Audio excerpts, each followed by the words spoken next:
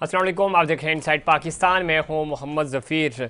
पाकिस्तान तहरीक इंसाफ का आज का जलसा मुलतवी और अब 8 सितंबर को पाकिस्तान तहरीक इंसाफ ताकत का मुजाहरा करेगी। आज का दिन इस्लामाबाद के हवाले से अगर हम बात करें तो चूँकि वहाँ पे आम तातील का ऐलान किया गया था, कल शाम से ही दाखिली रास्ते बंद किए जा रहे थे और ख़तरा था कि आज किसी किस्म की कोई दहशत गर्दी ना हो, और इसी वजह से पाकिस्तान तहरीक इंसाफ को जलसे से भी रोका गया था। दूसरा, मुबारक सानी केस के हवाले से भी मजहबी जमातें चूँकि इस्लामाबाद का रुख कर रही थीं और प्रोटेस्ट का खदशा था, उसको बुनियाद बनाकर भी जो इस तरह की इत्तलात थी कि दहशतगर्दी हो सकती है, रात के इस्लामाबाद में बड़ी तब्दीली रुनमा हुई। पाकिस्तान तहरीक इंसाफ की लीडरशिप जो कल तक और इवन कल लेट नाइट तक पाकिस्तान तहरीक इंसाफ की लीडरशिप ये कह रही थी कि हम हर हाल में जलसा करेंगे और कोई हमें इस जलसे से नहीं रोक सकता। अर्ली मॉर्निंग तक इस तरह की इतलात थी, लेकिन लेट नाइट आज़म सवाती को पैगाम गया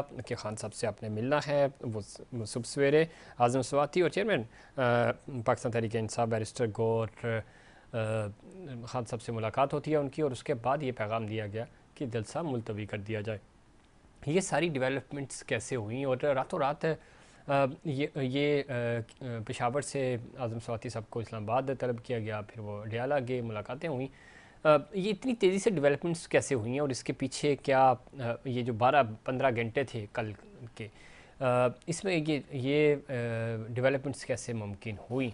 और वो पाकिस्तान तहरीक इंसाफ जो सड़कों पे बाज़ार नज़र आ रही थी कि जलसा करेंगे, और उनके जो कारकुनान थे केपी से, उसके अलावा पंजाब, फिर जीबी और कश्मीर से भी उनके कारकुनान इस्लामाबाद का रुख कर रहे थे, तो ये अचानक ड्रामाई तब्दीली कैसे मुमकिन हुई?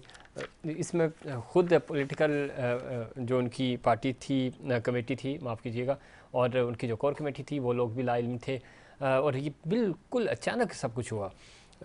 ये मामला अब आगे जा रहा है। 8 सितंबर को जलसा होगा, और जलसों की पिछले 5-6 दफ़ा पाकिस्तान तहरीक इंसाफ ने बड़े जलसे अनाउंस किए और उसके बाद तारीख मुलतवी कर दी। NOC ना मिलना एक था, और इस पर पाकिस्तान तहरीक इंसाफ के लोग ये कह रहे हैं कि जी चूँकि NOC के बगैर पंजाब में एटलीस्ट हम जलसे नहीं करेंगे, तो ये बुनियादी वजह है जब तक NOC नहीं मिलता।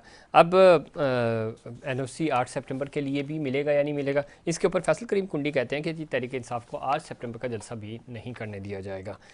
दूसरी तरफ अगर हम देखें तो ये ओवरऑल बहुत अच्छा रहा, चूँकि जिस तरह का माहौल बन रहा था, हालात कशीदगी की तरफ जा सकते थे, मजहबी मुनाफरत पहले ही बहुत ज़्यादा थी, फिर जो ये केस आया है और इसका जो फ़ैसला आ गया, इसमें चूँकि एक अच्छी डेवलपमेंट ये हुई कि मुबारक सानी केस में वफाकी दरख्वास्त मंजूर और मुतनाज़ा पैराग्राफ फ़ैसले से हज़फ किया गया, जिसके बाद जो मजहबी जमातें थी और ख़ास तौर पे मौलाना फजल रहमान साहब ने कल यौम तशक्कुर मनाने का ऐलान किया, तो ये एक जो मोमेंटम था वो टूटा, जो माहौल ख़राब हो सकता था अब ज़ाहिर है वो मुमकिन नहीं रहा, और अब इस फ़ैसले के बाद एटलीस्ट ये जो मजहबी मुनाफरत थी उसका ख़ात्मा। दूसरी तरफ चूँकि माशी तौर पे इस्तेहकाम अभी उस तरह नहीं आया, IMF का प्रेशर भी, ये सारी चीज़ें भी क्या इस चीज़ को भी मद्देनज़र रखा गया। और कल से चूँकि आर्मी चीफ़ ने भी और प्राइम मिनिस्टर ने भी यूथ कन्वेंशन से खिताब किया, आज भी यूथ के एक डेलीगेशन से चीफ़ की मुलाकात हुई, उसमें भी उन्होंने ख़ास तौर पे डिजिटल दुनिया के हवाले से बात की। उन्होंने कहा कि जी डिजिटल दुनिया में जाली ख़बरों, गलत मालूमात से ख़तरात लाहक हैं, और ये सिर्फ पाकिस्तान नहीं, पूरी दुनिया को फ़ेक न्यूज़ के हवाले से बड़े खदशात हैं, और जो अभी यूरोप में हुआ वो आप सबके सामने भी है। कानून साजी बिल्कुल होनी चाहिए, लेकिन जानने का हक़ जो है वो भी सबके पास है। और इसके अलावा जो अमीर मुकाम है, उन्होंने कहा जी अली मीन गंडापुर के पास करोड़ों रुपए देने के लिए हैं, अब अपने कारकुनान को जलसों में बांटने के लिए हैं, लेकिन KP के अवाम के लिए उनके पास पैसे नहीं हैं। मज़ीद इस पर बात करेंगे। हमें ज्वाइन किया जनाब बैरिस्टर अली ताहिर साहब ने, सीनियर रहनुमा है पाकिस्तान तहरीक इंसाफ के। वैसा खुशामदी कहते हैं आपको शो में। जी अस्सलाम वालेकुम ज़फ़ीर साहब, मुझे आपकी आवाज़ अलबत्ता बहुत कम आ रही है। वैसे साहब हम कोशिश करेंगे हमारी टीम के ऑडियो बेहतर हो सके, आप तक बेहतर तरीके से ऑडियो हमारी पहुंच सके। किस तरह देखते हैं, एक तो ये फरमाइएगा, आज चूँकि पाकिस्तान तहरीक इंसाफ ने ताकत का मुजाहरा करना था, ये 5वीं 6ठी दफ़ा ऐसा हो रहा है कि जलसा अनाउंस हो जाता है और बिल्कुल 11th आवर में उसको आप मुलतवी कर देते हैं। वजूहात बहुत सारी जिस तरह आज भी बताई गई और माजी में भी इसी तरह होता रहा। दूसरा जो इससे भी ज़्यादा दिलचस्प सूरत हाल है कि कल ये आखिरी जो 12-15 घंटे थे उसमें ऐसी क्या डेवलपमेंट्स हुई।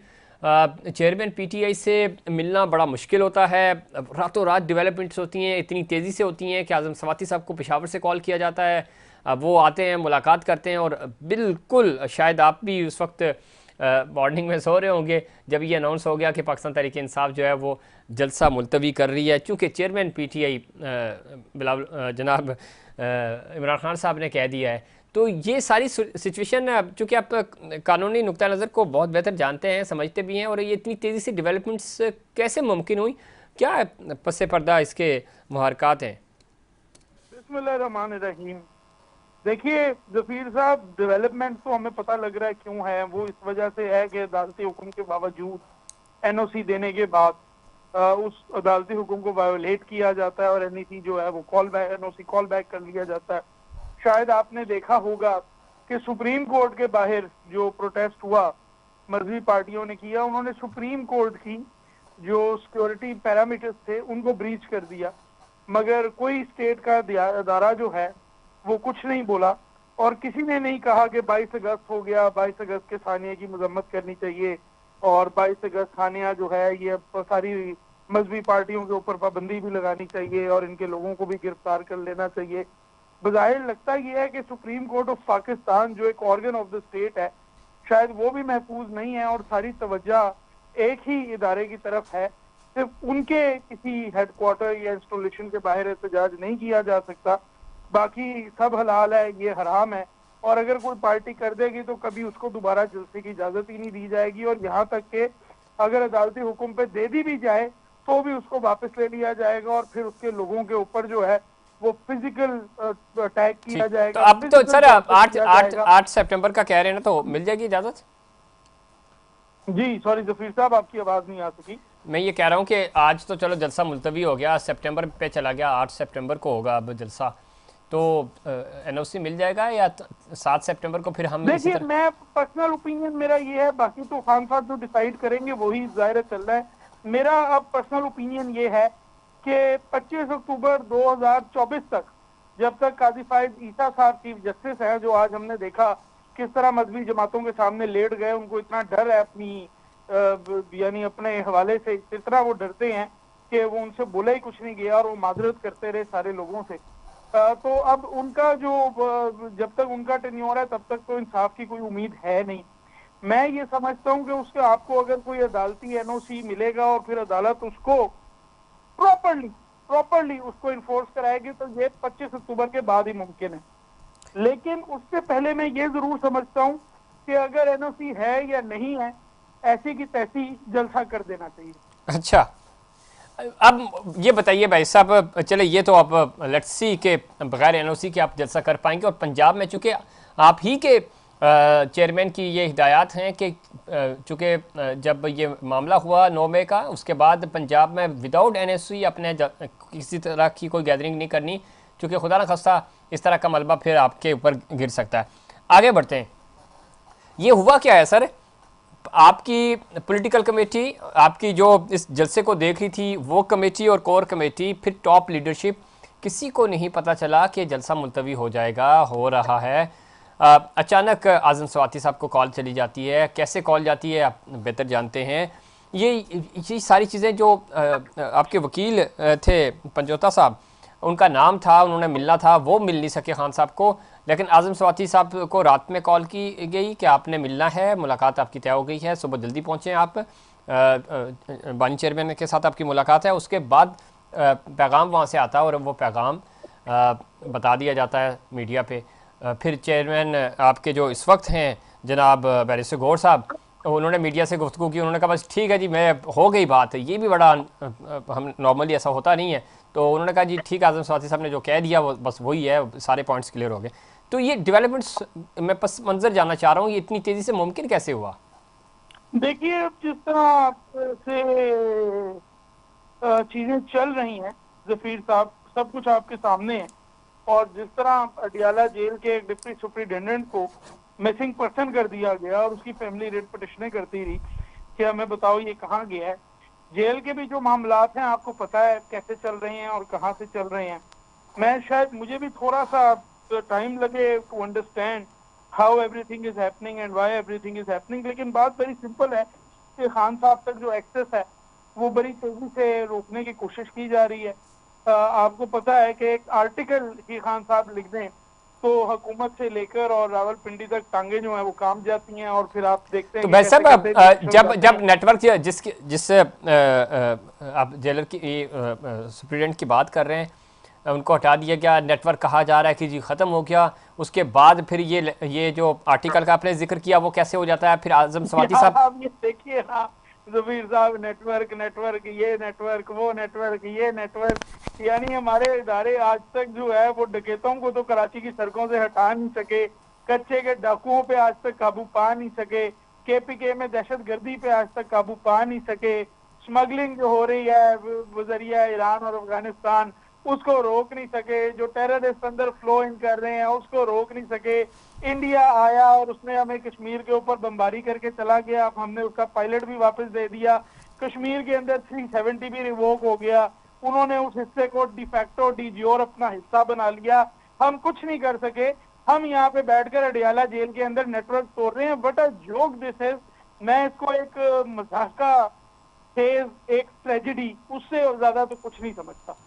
ठीक है सर, ये आपका पॉइंट आ गया, लेकिन मैं ये कह रहा हूँ कि ये सब कुछ होने के बावजूद भी खान साहब का एक्सेस तो वैसे ही है, यानी रातों रात आजम सवाती मिल गए ना, उनको मुलाकात करके आ गए सुबह। जी मैं भी ये समझता हूँ कि मुलाकात करवानी थी, चूंकि वो भी चाहते थे कि जलसा कैंसिल हो जाए, तो शायद मुलाकात हो गई। खान साहब की विजडम है जी, everybody has to respect it. ठीक। तो लेकिन बात यह है कि एक्सेस उनको, मेरे ख्याल में एक्सेस जो है उनको मिलने नहीं दिया जा रहा। जिस तरह के इंक्लोजर में वो रह रहे हैं वो हम सब ने देखा है। वो पॉइंट ही इज आपका गोइंग ठीक है, थ्रू अ लेकिन हार्ड यहाँ टाइम। पे सर पंजाब हुकूमत भी, जिनके अंडर जिनके एडमिनिस्ट्रेशन के अंदर ये आता है, प्राइम मिनिस्टर को भी नहीं पता होता कौन कब मुलाकात कर रहा है। तो ये फिर ये ओवरऑल क्या हो रहा है कि जिनके अंडर वो जेल आती है उन्हीं को नहीं पता कि यहाँ कौन आया और कौन चला गया मिलके। जी जी बिल्कुल ऐसे ही है, बिल्कुल ऐसे ही है जफीर साहब। वो तो आप देखे ना कि उन्होंने एक डिप्टी सुपरिटेंडेंट लेवल का आदमी अडियाला जेल की प्रेमिसेस के अंदर से उठा के ले गए, तो नजर ये आता है कि रियासत के तमाम इदारे जो हैं उन्होंने घुटने टेक दिए। मैं तो कहता हूँ कि एवं अरबों रुपए का बिल इसको बंद करें और आप सारा कुछ जो है वो उस एक इदारे को दे दें जो इस मुल्क के अंदर सब कुछ चला रहा है। यहाँ तक कि दुनिया का असूल है कि जहाँ कहीं वजीर आजम जाता है तो वो फाकी वजीर उसकी तारीफ करता है, जहाँ कहीं चीफ मिनिस्टर जाता है तो सूबाई वजीर उसकी तारीफ करता है, डीन जाता है तो कॉलेज का प्रोफेसर उसकी तारीफ करता है। यहाँ पे पहली दफा पाकिस्तान में आपने देखा होगा कि वो यूथ कन्वेंशन में आर्मी चीफ और वजीर आजम साहब गए और वजीर आजम साहब आर्मी चीफ की तारीफें कर रहे थे। तो क्लियरली नजर आ रहा है कि कौन बॉस है और कौन सबसर्वियंट है। और फॉर्म 47 की जो हुकूमत है वो इस काबिल नहीं है कि इन चीजों को आगे चैलेंज कर सके। लिहाजा ये पॉलिटिकल चेंज इस मुल्क में इस वक्त बड़ा जरूरी है जफीर साहब।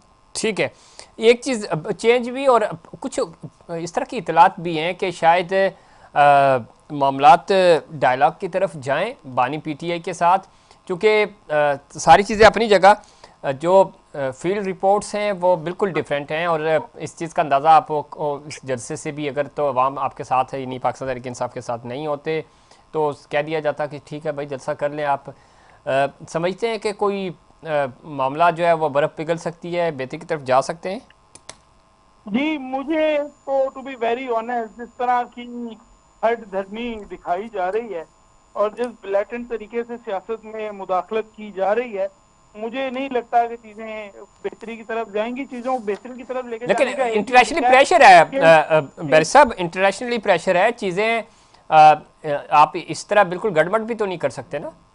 नहीं वो तो नहीं कर पा रहे, जाहिर है, वरना तो अभी तक मार्शल लॉ लग चुका होता। ये शहबाज शरीफ और इसकी टीम की तो जरूरत नहीं थी। आपकी बात बिल्कुल सही है, बड़े इंटरनेशनल डायनेमिक्स हैं जिनका ख्याल करना पड़ रहा है। लेकिन एट द सेम टाइम ये नजर आ रहा है कि जब तक आप पाकिस्तान के युद्ध की आवाज को नहीं सुनेंगे तब तक बात नहीं बनने वाली। और ये जो आप स्पीचेस करवा रहे हैं, खुद भी कर रहे हैं और अता तारर जैसे लोगों से भी करवा रहे हैं, पाकिस्तान की यूथ जाहिर है इन लोगों की बातों में तो आने नहीं वाली। ये आपका पॉइंट ऑफ व्यू तो बिल्कुल ठीक है। मसला ये है कि आप प्रैक्टिकली इतने अच्छे काम करें कि लोग तारीफ करने पे मजबूर हो जाएं, ना कि आपको जोर। नहीं, कुछ स्पीच भी ऐसी करे ना जो कुछ सुनने वाली हो, कोई इंस्पिरेशनल हो। यहाँ पे मैं आपसे कहता हूँ कोई इंस्टाग्राम का इन्फ्लुएंसर सामने खड़ा कर दें, और इधर अब मैं नाम लूंगा तो शायद मैं नहीं लेता नाम, इधर एक ग्रेट ऑफिसर को खड़ा कर दें तो नहीं नहीं, नाम ना ले इन्फ्लुएंसर सर, जो अपने है प्रोग्राम भी स्पीच कर रहा ज्यादा अच्छी है। है भाई साहब। आप तो दोनों तरफ से फीस ले लेते हैं, हमारे पास कुछ नहीं है। अच्छा, अच्छा, ये एक चीज़ बड़ी इंपॉर्टेंट है। आज मुबारक सानी केस में जो मुतनाज़ा पैराग्राफ था, फैसला किया गया उसको हज़फ करने का। एक तो यानी जस्टिस के तौर पे देखें तो मेरे साहब वो एक अलग बात है। ओवरऑल अगर मुल्क की सूरत हाल को देखें, जिस तरह का प्रेशर था, चीज़ें, आप समझते हैं कि इंसाफ तो इंसाफ होता है, उसको प्रेशर या मौक़ को मद्देनज़र रख के फैसले करने होंगे, या इंसाफ के तकाजे पूरे करने चाहिए? देखिए जफीर साहब, ये मुश्किल फैसले होते हैं, इस बात में कोई शक नहीं है। आपने देखा कि आसिया बीबी के केस में भी सुप्रीम कोर्ट ने स्ट्रेंथ दिखाई थी। बाकी भी हमने कई केसेस देखे जहां स्ट्रेंथ दिखाई थी। लेकिन टू बी वेरी ऑनेस्ट, मैंने इतनी डरपोकी अपनी जिंदगी में पहले कभी नहीं देखी जो मैंने आज की कार्रवाई में देखी। रिव्यू पे रिव्यू हो गया भाई। अच्छा। हालांकि काजी फायजा साहब के केस में क्यूरेटिव रिव्यू आया था, तो काजी साहब का ओपिनियन था कि क्यूरेटिव रिव्यू जैसी तो कोई चीज ही नहीं होती। एक चीज होती है फाइनलिटी, जब मैंने फैसला कर दिया तो कर दिया, जो सोचना था फैसले से पहले सोचना था। अब सही। कोई लार्जर बेंच आके इसको ठीक करे तो करे। ये जो आईनी तौर पे आपने कानूनी तौर पे सारे स्ट्रक्चर को हटाकर और पूरा दिन आप माफिया मांगते रहे और हाथ जोड़ते रहे उनके सामने कि यार मेरी जान छोड़ दो, जो कहते हो मैं कर देता हूँ, और फिर आपने कर दिया। मेरे ख्याल में तो आज पाकिस्तान की सुप्रीम कोर्ट जो है वो इंतहाई तंजली तेजी के साथ वो उसकी तंजली हुई है, और बड़ा टाइम लगेगा कि पाकिस्तान की सुप्रीम कोर्ट ऐसे मामलात में अपनी क्रेडिबिलिटी वापस बहुत लेके आ शुक्रिया सके बैरिस्टर तो इताज करे। साहब, प्रोग्राम में वक्त देने के लिए। और इस वक्त इंसाफ के तकाज़े पूरे होने चाहिए। अगर आप प्रेशर और मौक़ को देख के फैसले करेंगे तो इंसाफ तो नहीं मिल सकेगा। और जो आला इदारों से, चाहे सुप्रीम कोर्ट हो, दूसरे इदारे हों, अदलिया से लोग इंसाफ का तकाजा करते हैं, उम्मीद करते हैं। तो ये सारी चीज़ें, फ़ैसले उसके मेरिट के मुताबिक होने चाहिए, तो ही ये माशरा बेहतरी की तरफ जा सकता है। वक्त वक्त बशा ब्रेक का, ब्रेक से वापस आएंगे तो मज़ीद बात करेंगे डेवलपमेंट कैसे हो सकती है, चीज़ें डायलॉग की तरफ जाएंगी या नहीं जाएंगी, और मुस्तकबिल में कोई बड़े फ़ैसले होने जा रहे हैं, उनका इम्पेक्ट कितना पड़ेगा, इस पर बात होगी। लेकिन उससे पहले कमर्शियल ब्रेक।